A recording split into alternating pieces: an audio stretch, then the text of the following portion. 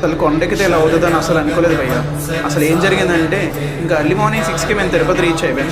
ఇంకా తిరుపతి రీచ్ అవగానే ముందుగా స్టేషన్ బయట డార్మేటరీ తీసుకొని ఫ్రెష్ అప్ అయిపోయిన తర్వాత ఇంకా నీట్గా మేము ఎస్ఎస్డి టోకెన్ స్టార్ట్ అయ్యాం. ఎస్ఎస్డి టోకెన్స్ మనకు తిరుపతిలో 3 చోట్ల ఇస్తారు. ఒకటి శ్రీనివాస కాంప్లెక్స్, భూదేవి కాంప్లెక్స్, విష్ణు నివాసం.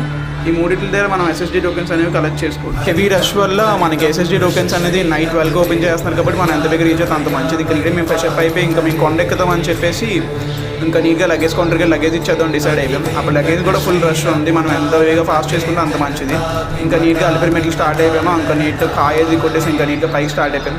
ఇంకా వెళ్తున్న దారిలో అలాగా గోపురాలు అవి కూడా అన్ని నీట్గా చూసుకుంటూ తిరుపతి క్లైమేట్ కానీ ఆ కొండలు కానీ ఇంకా అలా చూసుకుంటూ ముందుకు వెళ్ళిపోయాం. అలాగా ఇంకా వెళ్తున్న దారిలో చిన్నపిల్లలు కానీ అందరూ అసలు ఎక్కలేకపోతున్నారు. అసలు వాళ్ళైనా అలాగ వాళ్ళ పేరెంట్స్ అది మొక్కేసుకొని ఎక్కుతున్నారు. అలాగా ఇంకా అలా కొంచెంసేపు అలా చూస్తూ టైంపాస్ అయిపోయింది. ఇంకా అలా దారిలో యానిమల్స్ కానీ జింకలు కానీ అన్నీ కనపడ్డాయి.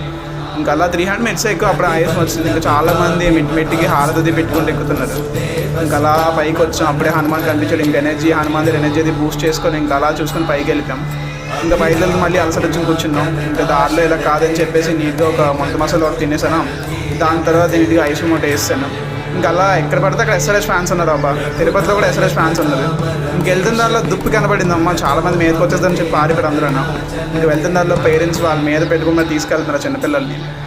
ఇంకా అలా పైకి రీచ్ అయ్యాం.